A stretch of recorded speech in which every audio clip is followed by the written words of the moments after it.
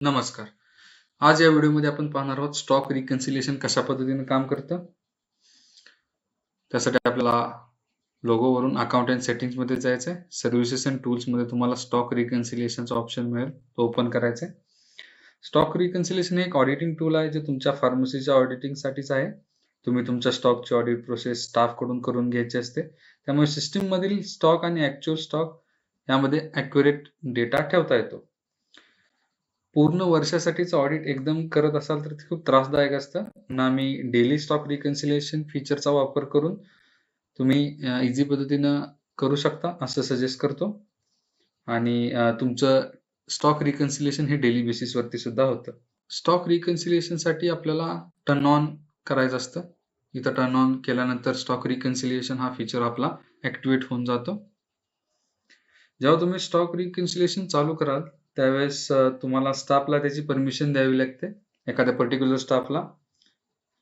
तर त्या स्टाफला दररोज स्टॉक ऑडिटिंगचा ऑप्शन अवेलेबल होतं.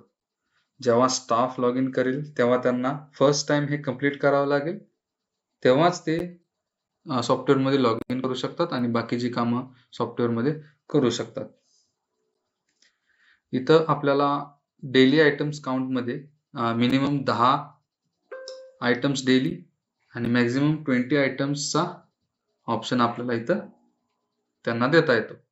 एकदा डेलीचं त्यांचं जे सेट टार्गेट आहे ते कंप्लीट केलं की त्यांना अजून एकदा ऑप्शन मिळतो तिथं की सेम प्रोसेस दुसऱ्या प्रोडक्टसाठी रिपीट करू इच्छिता का, म्हणजे ते एक्स्ट्रा आयटम्स काउंट करू शकतात. इथं आता स्टॉक ॲडजस्टमेंटची परमिशन आहे. ही परमिशन तेव्हाच द्या ज्यावेळेस तुम्ही त्यांना स्टॉक ॲडजस्टमेंटचा ऑप्शन देऊ इच्छिता. नाहीतर ॲज अ ओनर तुम्ही करणार असाल तर इथं ऑफ करून ठेवा.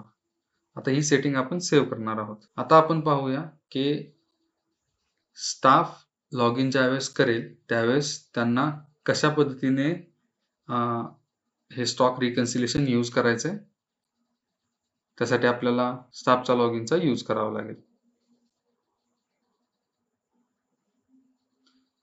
आता आपण स्टाफच्या आयडीने लॉग इन चालू आहे. इथं पाहू शकता तुम्ही अशा पद्धतीने त्यांना आयटम लिस्ट मिळते. त्यामध्ये त्यांना फिजिकली आयटम काउंट करून त्याची क्वांटिटी काउंट करून इथं स्टॉकची एंट्री करायची असते. फिजिकली काउंट करून त्यांनी एंट्री केल्यानंतर अशा पद्धतीने आपल्याला इथं सबमिट करायचं आहे. ही प्रोसेस केल्यानंतरच त्यांना सिस्टममध्ये लॉग इन करता येतं.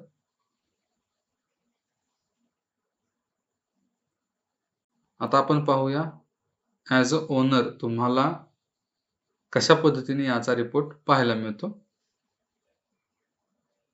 त्यासाठी आपल्याला सेम अकाउंट अँड सेटिंग्समध्ये जायचं आहे. सर्व्हिसेस अँड टूल्समध्ये जायचं आहे.